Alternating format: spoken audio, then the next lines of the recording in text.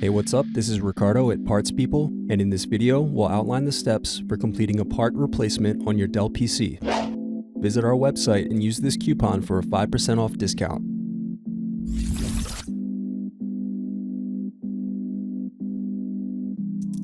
First, slide latch over and remove battery. Next, remove keyboard and bottom base screws.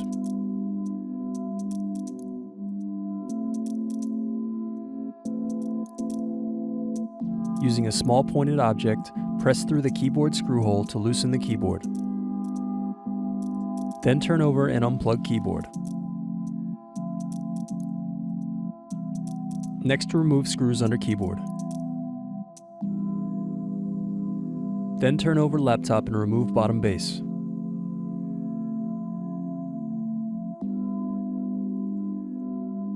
Then unscrew DC Jack. Next, unplug and remove DC Jack. Thanks for watching. Don't forget to like and subscribe if you enjoyed this video. And if you need more, check out this playlist to watch other tutorials for your laptop. You can also click here to find parts for your laptop at partspeople.com.